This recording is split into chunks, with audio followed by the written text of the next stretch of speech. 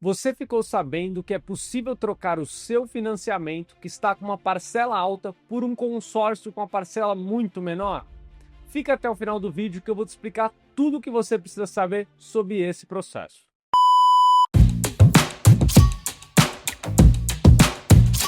E para a gente já começar sem enrolação, eu vou te explicar como que funciona esse processo.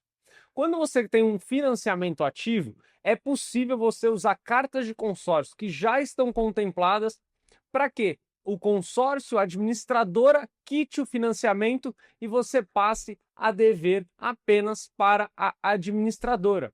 A esse processo, a gente dá o nome de interveniente quitante, que é essa transferência de dívida entre as duas empresas. Ponto muito importante.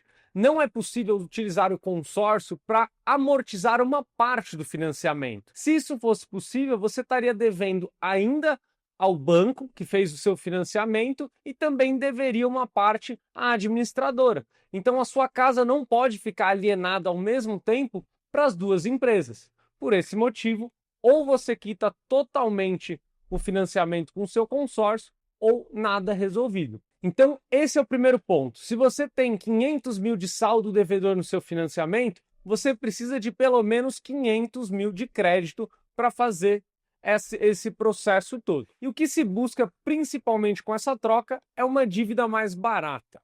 E a primeira coisa que as pessoas pensam é uma parcela menor. Mas se a gente olha nesse gráfico que eu vou mostrar para vocês, é importante que a gente entenda a diferença entre as duas estruturas. Essa estrutura em verde que a gente está olhando aqui, que ela evolui em degraus, ela cresce em degraus, é o consórcio. Essa outra linha aqui é uma representação de um financiamento. E claro, aqui a gente está fazendo um desenho de forma didática. O que é importante? Um consórcio, inicialmente, tem uma parcela bem mais baixa do que um financiamento. E o financiamento, principalmente quando a gente usa aquela tabela SAC, que é o Sistema de Amortização Constante, que é o mais comum, ele começa com uma parcela mais alta e vai diminuindo ao longo do tempo. Só que, se você tem um financiamento, você já percebeu, a parcela não diminui tão rápido como a simulação.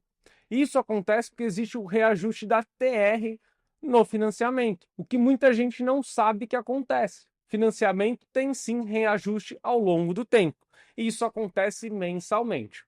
Já o consórcio começa com uma parcela menor, mas a cada ano tem um reajuste pela inflação. Então, o que acontece na prática é que chega um momento em que a parcela das duas dívidas ficam iguais. E a partir desse momento, a do financiamento vai diminuindo e a do consórcio realmente aumenta. Isso é muito importante. Outra diferença é que, quando você tem um financiamento, normalmente se faz em 35 anos. No consórcio, é feito em aproximadamente 18 anos. Então, quando a gente compara os dois processos, em 18 anos, o consórcio já teria acabado e o financiamento ainda teria bons anos para se pagar. Outra vantagem que pouca gente percebe é que é muito melhor você pagar um valor menor hoje e um maior daqui a 10 anos, 20 anos, do que o contrário. Porque naturalmente a sua renda vai ser reajustada pelo menos pela inflação ao longo do tempo. Então, se você tiver que pagar um boleto de R$ 1.000, é muito mais barato, entre aspas, você pagar R$ 1.000 daqui a 10 anos do que R$ 1.000 hoje, porque o seu dinheiro vai valer menos. E se a gente olha a diferença a cada mês entre as duas parcelas, significaria que você estaria economizando. E quando chegar no momento em que as parcelas ficassem iguais, você já conseguiria ter economizado uma baita grana. E depois de pouco tempo, o consórcio já teria acabado. Por isso que as pessoas normalmente fazem essa troca. Raramente você vê o caminho contrário, alguém que tem um consórcio ativo trocando por um financiamento. Agora vamos para a última etapa do vídeo, que são os desafios de conseguir concretizar de fato essa operação, uma vez que você já tenha um financiamento ativo. O grande desafio que eu vejo é que normalmente as pessoas que têm um financiamento ativo reclamam justamente da parcela, que é o que enforca todos os meses o orçamento mensal. Só que saiba que fazer essa transferência do financiamento para o consórcio não tem milagre. Ou você vai precisar de muita grana para dar entrada, ou vai precisar de menos dinheiro, mas terá que ter tempo. não dá para fazer de forma simples e super barata.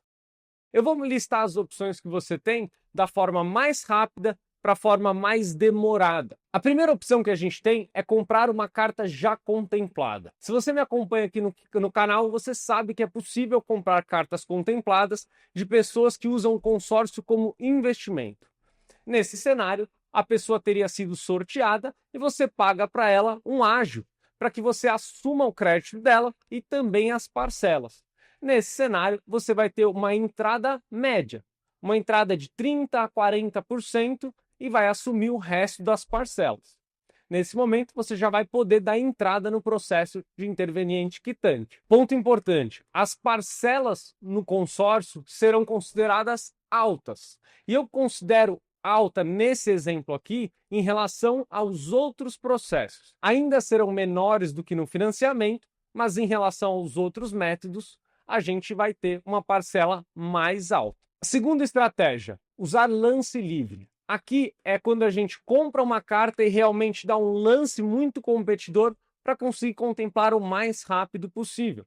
Lembrando, não existe garantia de contemplação no consórcio. Porém, a vantagem que a gente tem com esse método é que a parcela depois fica muito baixa, porque todo lance que a gente dá é utilizado para quitar o saldo devedor. E aí sim a parcela ficará muito menor. E quando eu falo de uma entrada alta, eu estou falando que os lances estão na casa de 50% a 60% atualmente. Por isso, com esse método, muitas vezes a gente questiona: poxa, não seria mais fácil a gente simplesmente pegar esses 50%, 60% e amortizar o saldo devedor do financiamento? Essa é uma conta que precisa ser feita e precisa ser estudada. É muito importante. A próxima estratégia que eu gosto muito é a que tem a menor entrada e que acaba tendo uma parcela baixa também. Não tão baixa quanto um lance livre, porque você amortiza um grande saldo quando dá o lance, que é a estratégia por lance fixo. Aqui a gente consegue uma contemplação com mais ou menos 25%, 27% do valor do crédito necessário. E esse valor de lance é usado para amortizar. Então a parcela fica menor. Isso eu acho muito interessante. Porém, muito cuidado. Não existe garantia e forma super rápida de se contemplar uma carta nesse modelo. Você vai precisar de tempo para se planejar. E por fim, a última forma é você comprar uma carta de consórcio e contar apenas com sorteio. Nesse caso, você deve procurar um grupo que já tenha uma probabilidade muito melhor de contemplação por sorteio. Mas não se esqueça que a gente está falando de um sorteio. Isso pode levar um bom tempo. Você não precisará dar entrada, mas terá que contar com um bom tempo para que seja contemplado. Sem contar que você não está dando nenhum tipo de lance, então a sua parcela não diminui pós-contemplação. Se você, inclusive, contratar um consórcio com redutor até a contemplação, a sua parcela vai aumentar. Percebeu que não existe milagre? Ou você coloca dinheiro na frente, ou você tem tempo. Por isso que você deve tomar muito cuidado antes de tomar uma decisão dessa, de entrar no financiamento ou no consórcio. São dívidas de longuíssimo prazo. Se você está fazendo sem saber ou sem entender exatamente o que está fazendo, pode ser que você perca muito dinheiro ou tenha alguma frustração. Agora, se você quer entender como utilizar o consórcio da forma correta para você, eu vou deixar o link do MCPC, o Manual de Construção de Patrimônio com Consórcio, onde eu explico tudo o que você precisa saber sobre consórcio para conseguir construir patrimônio de verdade. E se você gostou desse vídeo, se inscreva no canal e deixe o seu like, que isso me ajuda a levar cada vez mais conteúdo para mais pessoas. Até o próximo vídeo. Tchau, tchau.